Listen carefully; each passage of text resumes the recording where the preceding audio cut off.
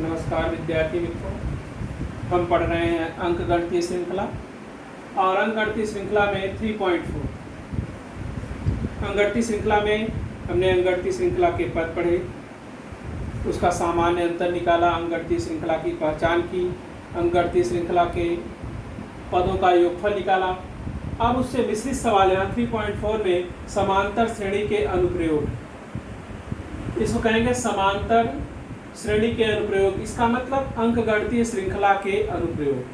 तो उसका पहला सवाल देखिए, कह रहा है सानिका ने 1 जनवरी 2016 को यह निश्चित किया कि उस दिन वह 10 रुपए, दूसरे दिन 11 रुपए, तीसरे दिन 12 रुपए, इस तरह से वो जमा करेगी, बचत करेगी और 31 दिसंबर 2016 तक उसकी कुल कितनी बचत होगी यह ज्ञात कीजिए।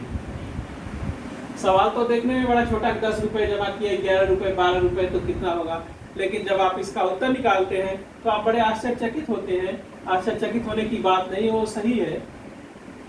तो हमने लिखा कि हल किया कि सानिका ने पहले दिन 10 रुपए, दूसरे दिन 11 रुपए, तीसरे दिन 12 रुपए की बचत की। तो यह अंकगणितीय श्रृंखला में देखिए प्रतिदिन वह 1 रुपया बढ़ाती जा रही है, 10, 11, 12, 13, इस तरह से उसने जमा किया। तो यहाँ प्रथम पद आ गया ए और सामान्य अंतर डी जो है वह 1 आया। 11 में T2 माइनस T1, तो 11 में से 10 गया 1। अब वर्ष 2016 देखिए, आपको एक वर्ष में आप बोलते हैं कि 365 दिन होता है, लेकिन 365 दिन नहीं होता, उससे अधिक होता है। लेकिन हम मानकर चलते हैं और हर चौथे वर्ष जो है हम देखते हैं कि फरवरी जो है 29 दिन की हो जाती है। ऐसा क्यों होता है? ऐसा इसलिए कि एक वर्ष में 365 सही 1/4 दिन होते हैं, 365 दिन और 6 घंटे। वह 6 घंटे 4 वर्ष के बाद जो है जब जुड़ता है तो 6 चौके 24 घंटे हो जाता है और एक दिन बढ़ जाता है। लेकिन वह किस वर्ष में बढ़ता है, प्रश्न ये उठता है। तो जिस वर्ष में वह एक दिन बढ़ता है उसे लीप वर्ष कहते हैं। जिस सन में 4 से भाग देने पर, जैसे 2016 है, इसमें अगर आपने 4 से भाग दिया और शेषफल 0 हो गया तो वह लीप वर्ष हो जाता है। हर चौथा वर्ष इसीलिए लीप वर्ष कहलाता है। तो जब चौथा वर्ष लीप वर्ष हो जाता है तो उसमें वर्ष में 365 की जगह 366 दिन हो जाते हैं। लीप वर्ष होना और लीप वर्ष ना होना दो बातें लिखी जाती है, सवाल में पूछी जाती है। अगर वो कहता है लीप वर्ष है तो 366 ही लिखना है दिन वर्ष में, और लीप वर्ष नहीं है तो 365 लिखना है। तो अब मुझे लगता है कि लीप वर्ष समझ में आ गया होगा, 366 क्यों होता है और 365 दिन क्यों होता है, ये भी आपको समझ में आ गया होगा कैसे होता है। विज्ञान से भी मैंने आपको बताया और गणित से भी बताया कि सन में अगर 4 से भाग देंगे 0 आ गया शेषफल तो लीप वर्ष है, गणित से है। लेकिन विज्ञान से मैंने बताया कि 365 है 1/4 दिन का एक वर्ष होता है। तो यहाँ पर n का मान हो गया 366। अब हमको यस 366 ज्ञात करना है, मतलब 366 दिन में उसने कितना पैसा जमा किया। तो सूत्र लगाया यस n बराबर n/2, 2a + n - 1 * d। अब इसके आगे आपको बहुत आसानी है समझने में, केवल इतना ही आपको कठिनाई देता, ये हो गया। तो यस 366 बराबर 366/2, 2 × 10, 366 ऋण 1 और गुणे 1। तो यहाँ 10 दूनी 20 हो गया और इसको 2 से कट कर दिया, 2 × 2 और यहाँ 183। तो अब 365 में 1 का गुणा किया तो 365 और 365 में 20 को जोड़ दिया तो 385 में 183 का गुणा किया तो आया 70,455। तो यस 366 का मान आया 70,455। अर्थात सानिका ने वर्ष 2016 में, मतलब 1 जनवरी से लेकर के और 31 दिसंबर तक उसने 70,455 रुपए की बचत की। ये आपका सवाल रहा। अगला सवाल देखिए, एक और बता रहा हूँ। आइए एक सवाल और देखते हैं। कह रहा है किसी व्यक्ति ने 8,000 रुपया कर्ज लिया तथा उस पर ब्याज दिया 1,360 रुपए।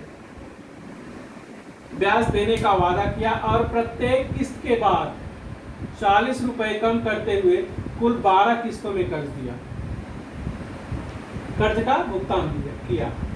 तो उस व्यक्ति द्वारा भुगतान की गई पहली और अंतिम किस्त ज्ञात कीजिए। देखिए किस्त की संख्या है 12, n का मान है 12 और कर्ज लिया था 8,000, लेकिन जब वो देना शुरू किया तो 8,000 और प्लस ब्याज 1,360, कुल उसने दिया 9,360 रुपए। कितनी बार में? 12 बार में। तो S12 का मान हो गया 8,000 और प्लस 1,360 बराबर 9,360 रुपए ब्याज हो गया। अब कह रहा है एक के बाद जब दूसरी किस्त देने गया तो 40 रुपया कम कर देता था, अर्थात यहाँ डी का मान जो डिफरेंस है वो 40 तो आएगा लेकिन ऋण 40 होगा। अगर बढ़ा देता तो धन 40 होता, घटाया तो ऋण 40। n 12 आपको पहली किस्त ए का मान निकालना है और अंतिम किस्त T12 का मान निकालना है। इसमें दोनों सूत्रों का प्रयोग है। तो मैंने पहले SN का प्रयोग किया, SN बराबर n/2, क्योंकि मुझे ए का मान निकालना है पहली किस्त का। n/2 2a धन n माइनस 1 इंटू डी। अब यहाँ पर हमने n की जगह लिखा 12 S12 बराबर 12/2 2a plus 12 minus 1 into minus 40। तो अब देखिए यहाँ हो गया 9,360 और इसको हमने कट किया तो ये कट हुआ, 2 एकम 2 और 2 छक 12, 6 आ गया। 2a धन 11 में ऋण 40 का गुणा किया तो 11 में ऋण 40 का गुणा किया तो ऋण 440 आया और 2a इस 6 का इसमें भाग दे दिया, 9,360 में 6 का भाग दिया। चाहे यहाँ के बाद चाहे जैसे हल करिए उससे मेरा कोई लेना देना नहीं, मुझे a बराबर 1,000 चाहिए क्योंकि इसको कई तरह से हल कर सकते हैं।